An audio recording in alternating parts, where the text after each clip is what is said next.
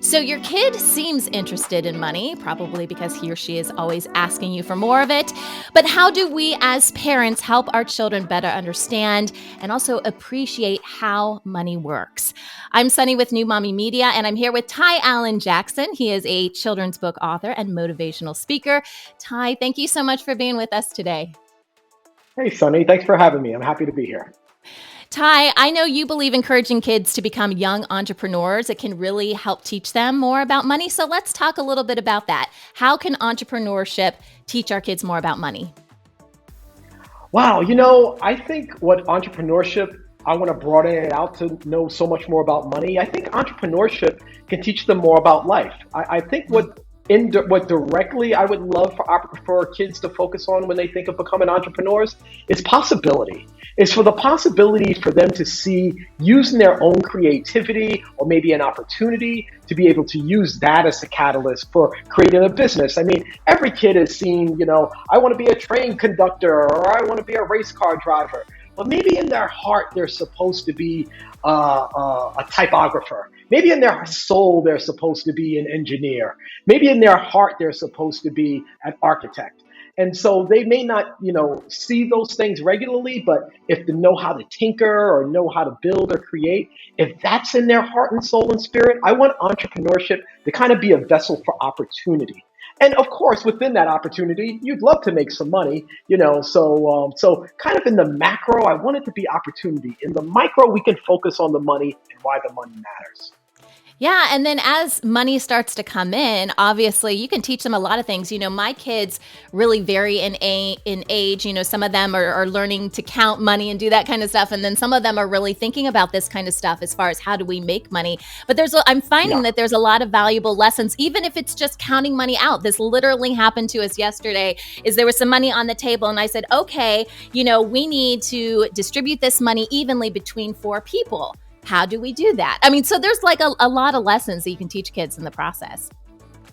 I love that really simple exercise because I think kids have this really weird misconception about money because they associate it with being a parent and having a job and coming out of an ATM machine. Maybe not necessarily something that they earn or have to decipher where does it go and how does it go and why it's going anywhere in the first place.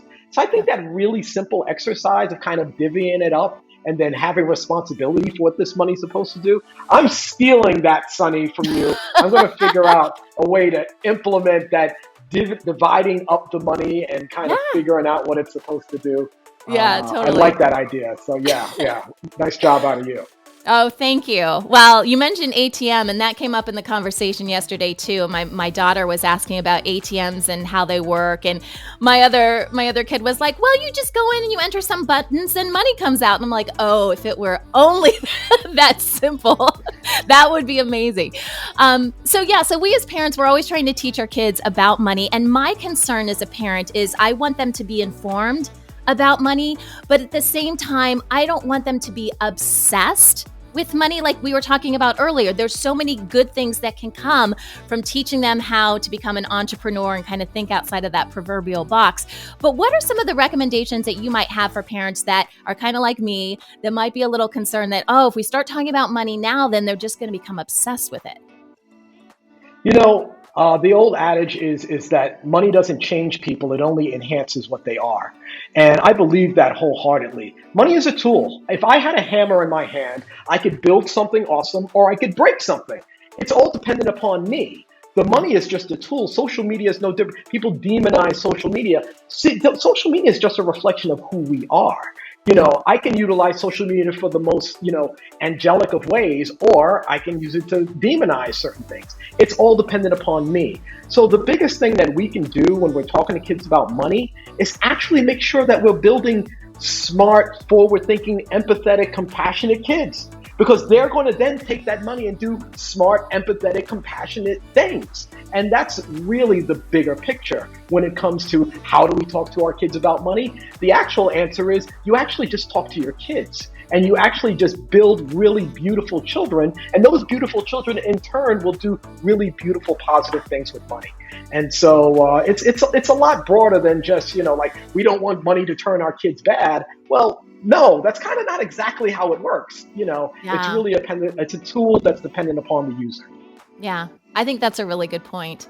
A lot of parents kind of go back and forth with this idea of an allowance. So I wanted to get your take on that. Obviously, we've got the entrepreneur, side of things and creating some sort of business to make money. And I love that concept. What are your thoughts on allowances and how to make that work, if possible? I love the concept of allowance. I'm not so keen on the concept of allowance just to give kids money, because Right. it's not a true microcosm of how life works. Because that type of mindset will allow kids to go out into the world and think, I'm entitled to be able to receive money because all my life I've received money because I exist. Yeah.